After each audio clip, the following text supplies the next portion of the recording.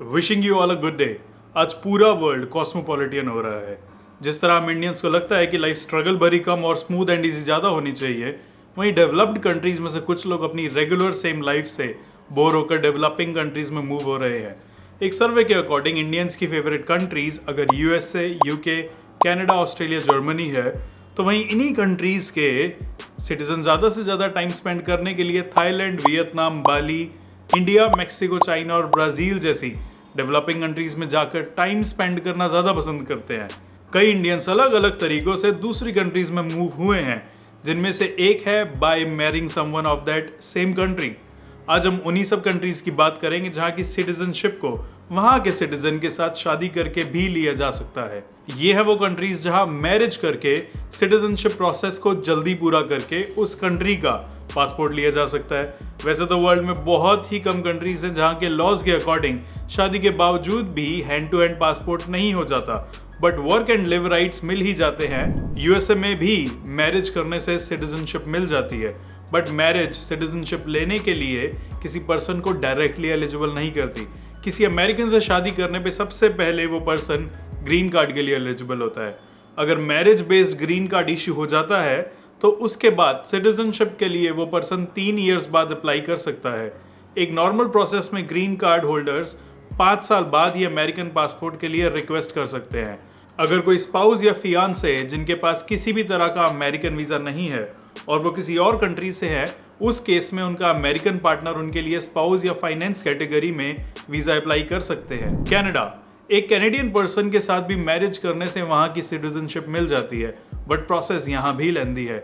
Marriage करने से directly passport नहीं मिलता, बट मैरिज के बाद दूसरी कंट्री वाले स्पाउस को पहले परमानेंट रेजिडेंसी मिलती है और शादी के बाद उस पर्सन को 4 साल में से 3 साल यानी 1095 दिन कनाडा में ही बिताने होते हैं और उसके बाद ही उस पर्सन की पीआर सिटीजनशिप में कन्वर्ट हो पाती है। यूके, किसी ओवरसीज सिटीजन को अगर इंग्लैंड की citizenship as a spouse apply करनी होती है तो ये पॉसिबल है, बट ब्रिटिश लॉज के अकॉर्डिंग सिटीजनशिप लेने के लिए कुछ कंडीशंस को मीट करना जरूरी होता है। सिटीजनशिप शादी होने के डायरेक्टली बाद अप्लाई नहीं की जा सकती। उससे पहले एप्लीकेंट के पास ILR स्टेटस या फिर सेटल्ड स्टेटस होना जरूरी है। साथ ही एप्लीकेंट को लास्ट 3 इयर्स में से कंप्लीट 3 इयर्स तक यूके में प्रेजेंट रहना होता है। इस सब के अलावा इंग्लिश टेस्ट पास करना, ब्रिटिश कल्चरल टेस्ट पास करना और गुड कैरेक्टर का प्रूफ देना भी मैंडेटरी है। नेक्स्ट है Australia. Hey please like the videos and subscribe the channel as well. Australian laws के अकॉर्डिंग सिर्फ सीरियस मैरिजेस को ही वीजा या पीआर या सिटीजनशिप के लिए कंसिडर किया जाता है।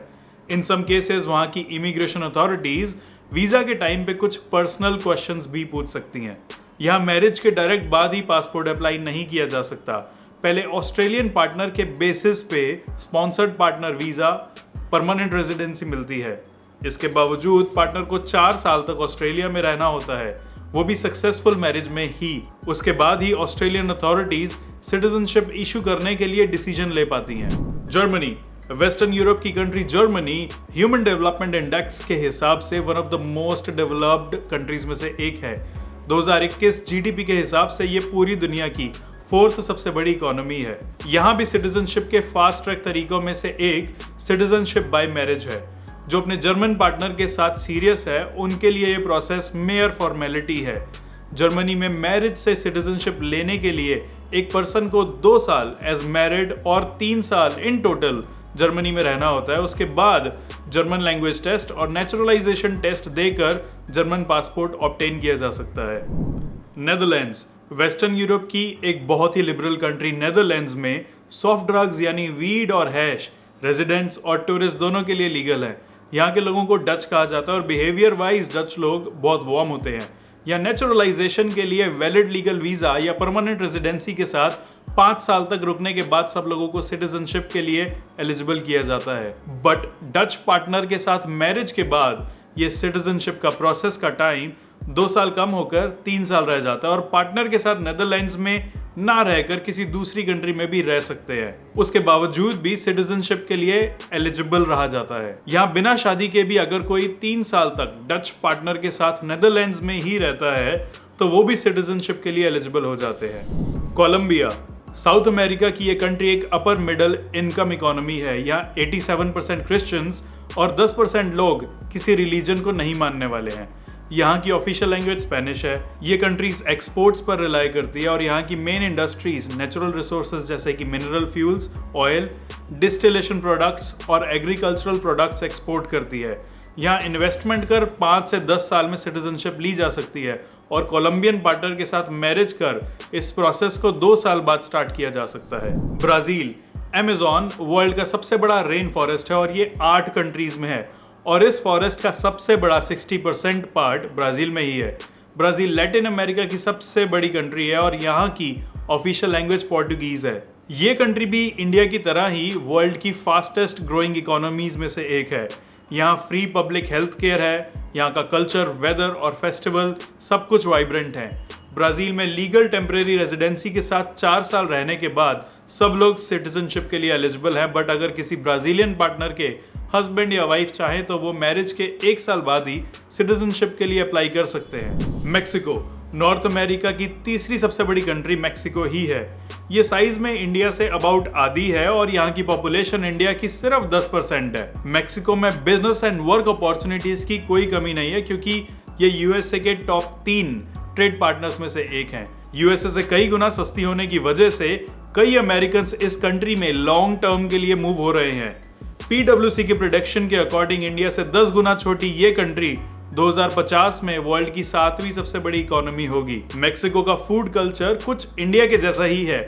Chillies, chutneys, salad, masala, chicken, coriander and lemon यहाँ के लोगों को भी इंडियंस के जितना ही पसंद है। एक मैक्सिकन से शादी होने पर स्पाउस को सबसे पहले टेम्परेरी रेजिडेंसी मिलती है और उसके 2 साल तक मैक्सिकन सिटीजन के पार्टनर को परमानेंट रेजिडेंसी के साथ मैक्सिको में रहना पड़ता है और उसके बाद सिटीजनशिप के लिए अप्लाई किया जा सकता है। स्पेन, स्पेनिश मेनलैंड यूरोप की ये one of the most important economies में से एक है। यूरोपियन यूनियन लॉज के अकॉर्डिंग अगर किसी के पास स्पेनिश पासपोर्ट है तो वो पर्सन यूरोपियन यूनियन की सभी 27 कंट्रीज में कभी भी रह सकता है और जॉब कर सकता है। अगर नॉर्मल रूट से कोई पर्सन स्पेन में वर्क करके सिटीजनशिप अप्लाई करे तो 10 साल का टाइम लगता है और अगर स्पाउस स्पेनिश हो तो शादी के 1 ईयर तक स्पेन में ही रहने के बाद सिटीजनशिप अप्लाई की जा सकती है।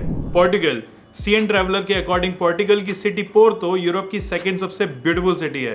क्योंकि पोर्टुगल भी एक यूरोपियन यूनियन का पार्ट ही है तो पोर्टुगल सिटीजनशिप के बाद 27 कंट्रीज में से कहीं भी जॉब और बिजनेस रजिस्टर कर सकते हैं। पोर्टुगल लॉज के अकॉर्डिंग एक पोर्तुगीज सिटीजन के साथ रजिस्टर्ड मैरिज के 3 साल बाद पार्टनर को भी सिटीजनशिप मिल जाती है।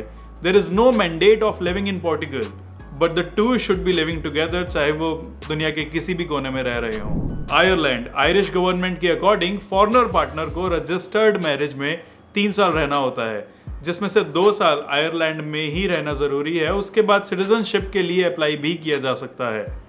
पोलैंड, पोलैंड में भी पॉलिश सिटीजन के मैरिड पार्टनर को 3 साल तक रजिस्टर्ड मैरिज में और 2 साल तक कंट्री के अंदर ही रहना होता है और उसके बाद फॉरेनर पार्टनर सिटीजनशिप अप्लाई कर सकते हैं।